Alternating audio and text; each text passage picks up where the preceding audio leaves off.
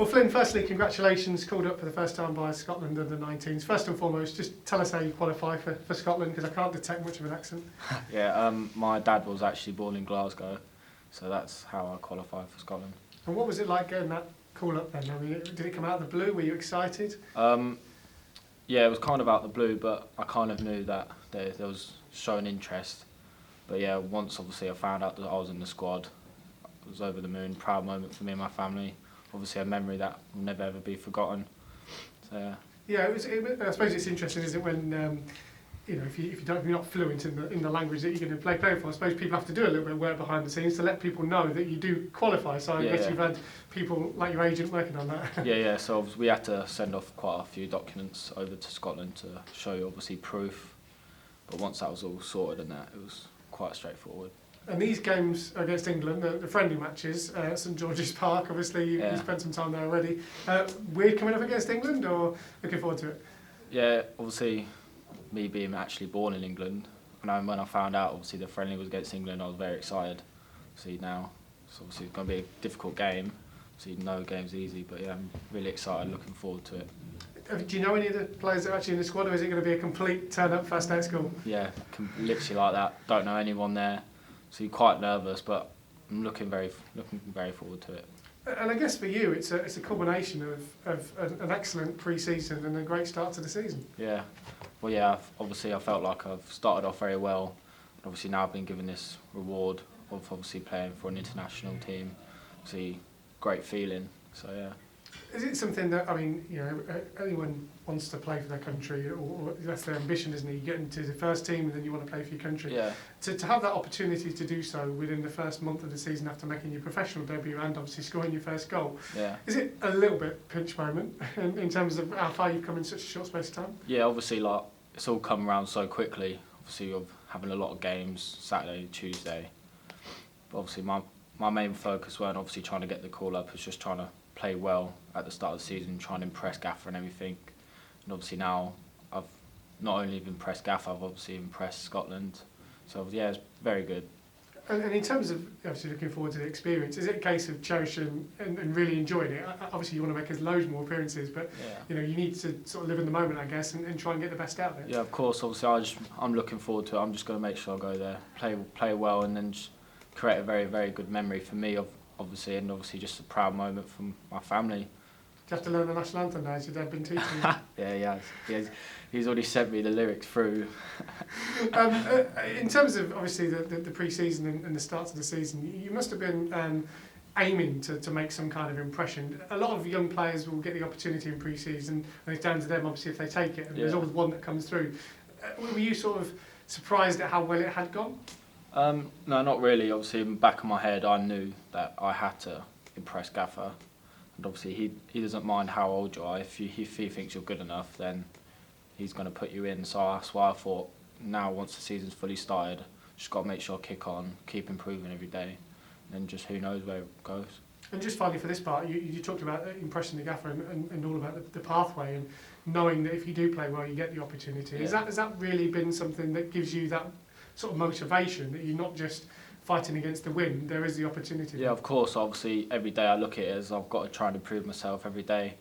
So as much as I can do what I can do, I've just maybe try to do a little bit extra. Just anything you feel like that will benefit you in the long run.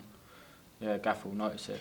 Well, Flynn, we were talking in part one about impressing the Gaffer and a pathway and all that kind of stuff. And when I spoke to you after you scored your professional goal, you were talking about those sacrifices because particularly this year, it's so different to any other year. You really had to put the work in during that close season. Yeah, of course. Obviously, being in lockdown and everything, you just got to make sure that you don't lack your standards and you keep your standards high, making sure that you keep improving as much as you can. Obviously, it's going to be difficult, but you've got to try and improve as much as you can.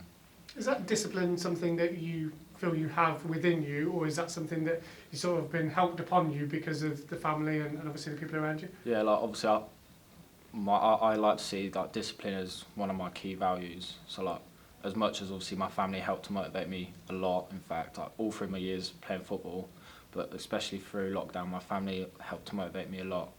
But I also like to think that I motivate myself as well, because I know where I want to be when I'm older. Was that something that you did within the youth team as well? Were you that sort of person that was saying to Ricky or Harris or whoever it was you were playing with that you really needed to make sure that off the pitch you're just as good as what you are on? Yeah, of course. Obviously, you've got to act like you're professional on and off the pitch. Obviously, even if you're wearing the badge or not, people are going to know who you are. So every day you're representing the club. So even when you're outside of the training ground, you've just got to make sure your standards are high. Obviously, you've progressed through the academy just like so many of the others. Ricky obviously tells the story of when he was a ball boy, when he was a kid. Did you not get an opportunity? No, yeah, I was a ball boy. Obviously, coming through the ranks, obviously being a youth team player and under 16s and all that. Obviously now obviously being in the first team is quite overwhelming because it just feels like it was just yesterday when I was a ball boy. But yeah. Did you do it quite often then? You're part of that group. Yeah, all the home games, and obviously I was always there watching.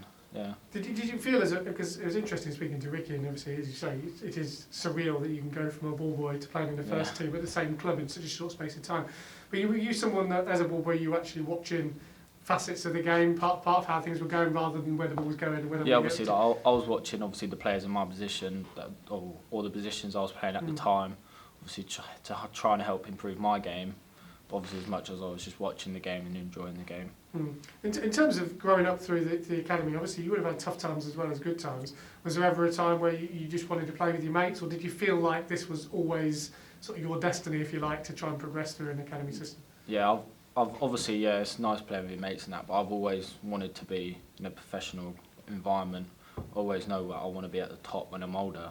So I knew that was a sacrifice I had to make. And obviously you go through some hard times, obviously like injuries and all that. But obviously you just got to try and kick on.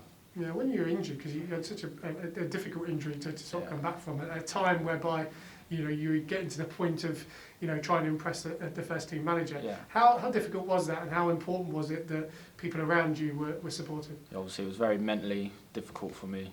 Obviously at the time where I literally couldn't do anything, weren't allowed to kick a ball, weren't allowed to run or anything. Obviously that's when family played a massive part for me. Obviously my mum, my dad, my brother, just everyone around me helped me.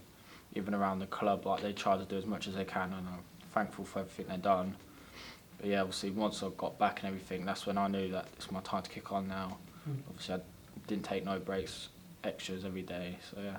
Yeah, did it put it in context a little bit, because you can work so hard through academy and play well and impress, and then suddenly like that, an injury can really curtail it, and then it's down to you to bounce back. Yeah, of course, obviously it's a massive kick in the teeth really. Obviously I was at my peak at the time, and then once I got injured, I was out for 4 to 5 months. So I went straight back down, and mentally I was down as well, and it was difficult to get back up to where I was before I got injured. But obviously that's part of the learning process, obviously trying to get there, and obviously the help of people around me as well. Yeah, the agency you're with, obviously Mark Arbour is someone who obviously well known at the football club because he's a defender here.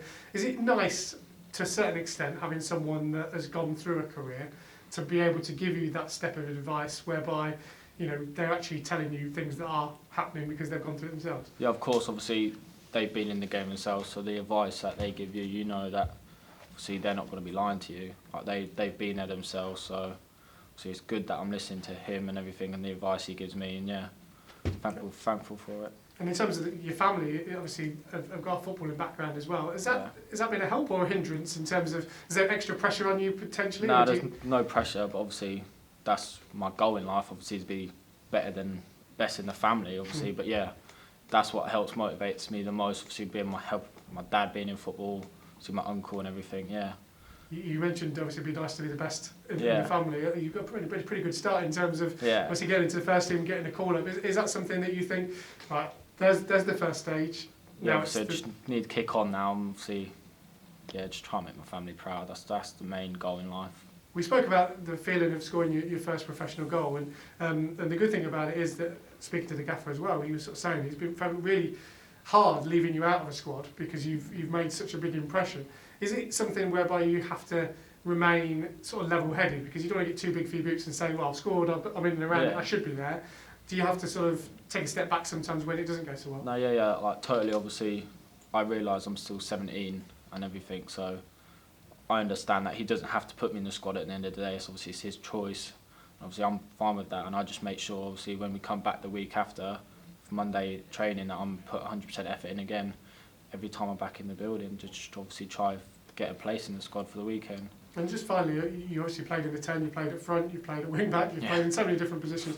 Is that good for your development though, in terms of being able to have that discipline, as you mentioned earlier, to play in different roles? Yeah, of course. Obviously, now obviously all the positions I've played, my knowledge of the game in each position is, I'd like to say, is quite well. I know how to play each position. See, when you're playing in the game as well, it helps you quite a lot with your movements and finding pockets of space and everything. Well, best of luck with Scotland. Don't score against England. Thank you.